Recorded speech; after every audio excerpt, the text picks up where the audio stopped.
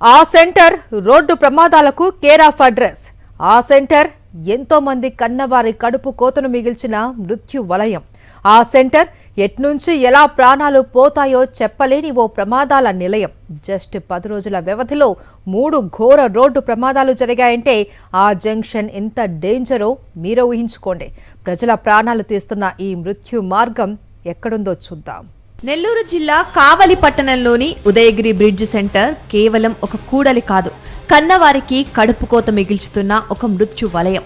నిత్యం వేలాది మంది తమ గమ్యస్థానాలకు చేరడానికి నమ్మకంతో అడుగుపెట్టే ఈ ప్రాంతం నేడు ఎప్పుడు ఏ వైపు నుండి మరణం ముంచుకొస్తుందో తెలియని ప్రమాదాల నిలయంగా మారింది. వరుసగా జరుగుతోన్న రోడ్డు ప్రమాదాలు అమాయకుల ప్రాణాలను బలి తీసుకుంటుంటే ఈ హృదయ విదారక దృశ్యాలు అధికారుల మనసుల్ని మాత్రం కరిగించలేకపోతున్నాయి. కేవలం 10 రోజుల వ్యవధిలోనే ఈ కూడలిలో 3 ఘోర ప్రమాదాలు జరిగాయి. 2 వ్యక్తులు స్పాట్లోనే ప్రాణాలు విడిచారు. అలా 2 కుటుంబాల్ని రోడ్డున పడేసింది ఈ జంక్షన్. మొదటి ప్రమాదం జరిగినప్పుడే అధికార యంత్రాంగం నిద్ర మేల్కొని ఉంటే మరో ప్రాణం గాల్లో కలిసిపోయేది కాదు, మరో కుటుంబం వీధిన పడేది కాదు. ప్రమాదం జరిగిన ప్రతిసారి ఎంక్వైరీలు, రివ్యూలు, ఓదార్పులు, తాత్కాలిక హామీలు తప్ప శాశ్వత పరిష్కారాన్ని ఎవరు చూపించటం లేదు. ఈ రోజు యాక్సిడెంట్ జరిగింది కాబట్టి ఉదయం నుంచి ఒక టిప్పర్ కూడా కనపడట్లా. అదే యాక్సిడెంట్ జరగకపోతే వందలాది టిప్పర్లు ఇక్కడ తిరుగుతూ ఉంటాయి. కానీ పోలీసులు ఇప్పుడు వచ్చి హడావుడి చేస్తూ ఉన్నారు, ట్రాఫిక్ని నియంత్రిస్తూ ఉన్నారు.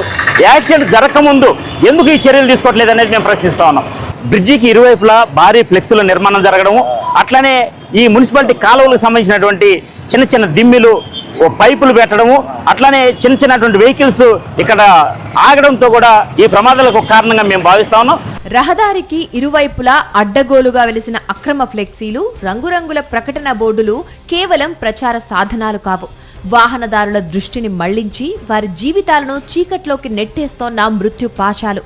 అత్యంత రద్దీగా ఉండే ఈ ప్రాంతంలో ట్రాఫిక్ నియంత్రణ అనేది అలంకారప్రాయంగా మారిపోయింది. ప్రమాదం జరిగాక వచ్చే విచారణలు, పరామర్శల కంటే ప్రమాదం జరగకుండా ఆపడమే కదా వ్యవస్థ ప్రాథమిక బాధ్యత. కానీ ఇక్కడ ఆ వ్యవస్థకు చెదలు పట్టింది. బాధ్యత రాహిత్యానికి పచ్చటి కుటుంబాలు రోడ్డున పడుతున్నాయి. ఇంకెంతమంది అమాయకుల రక్తం చిందితే అధికారుల కళ్లు తెరుచుకుంటాయి? ఇంకెన్ని కుటుంబాలు గుండె పగిలి ఏడిస్తే ఈ ప్రభుత్వం మేల్కుంటుంది? ఉదయగిరి బ్రిడ్జ్ సెంటర్లో జరిగిన ఘటనలు కేవలం ప్రమాదాలు కావు, వ్యవస్థ వైఫల్యానికి నిలువెత్తు నిదర్శనాలు. మరిన్ని అప్డేట్స్ కోసం ఛానల్ను సబ్స్క్రైబ్ చేయండి. నోటిఫికేషన్స్ కోసం బెల్ ఐకాన్ పై క్లిక్ చేయండి.